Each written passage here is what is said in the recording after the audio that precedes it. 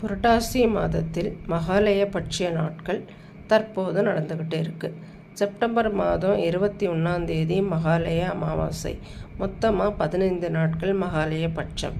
இந்த 16வது நாள் அமாவாசையோடு சேர்ந்து இந்த முன்னோர்கள் வழிபாடானது நிறைவடையும். இந்த மகாலய பட்சத்தில் கடைசி 3 நாளையிலேருந்து தொடங்குது. அதாவது வெள்ளி, சனி, ஞாயிறு. தேதின்னு பார்த்தா 19, 20, 21. இந்த 3 தேதியில் உங்களுடைய வீட்டில் நீங்கள் செய்ய வேண்டிய வழிபாடு, கோவிலில் செய்ய வேண்டிய வழிபாடு, இதை தெரிஞ்சுக்கிட்டு செய்கிறது மூலமாக உங்கள் குடும்பத்தில் 16 தலைமுறை சாபங்கள் நீங்கி உங்கள் குடும்பத்துக்கு 16 வகையான செல்வங்களும் கிடைக்கும். தீராத துன்பங்கள், கஷ்டங்கள் அனைத்தும் விலகும். இது செய்யறதுக்கு முன்னாடி அதிகமாக நீங்கள் முதல்ல 3 விஷயத்தை தெரிஞ்சுக்கணும்.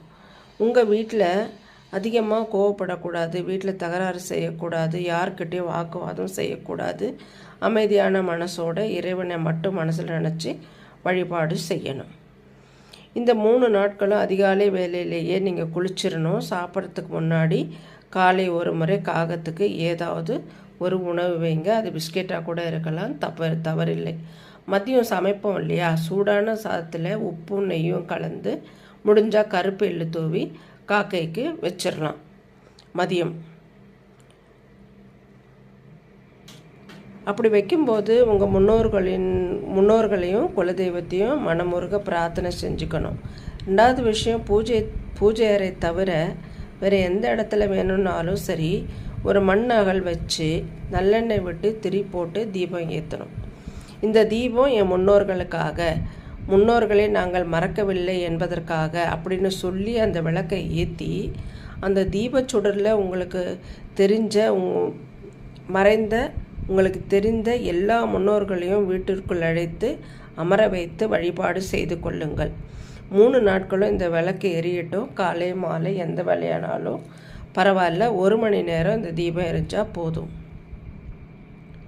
அடுத்தது, இந்த 3 நாட்களும் சிவன் கோயிலில் உட்காந்து உங்களோட குலதெய்வத்தையும் முன்னோர்களையும் ஒரு 5 நிமிஷம் நினச்சி தியானம் பண்ணுங்கள்.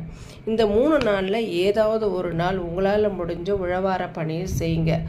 தொடப்பம் எடுத்து கூட்டலாம், இல்லை எண்ணெய்க்கரை இருந்தால் சுத்தம் பண்ணலாம், ஒட்டடை இருந்தால் ஒட்டடை அடிக்கலாம்.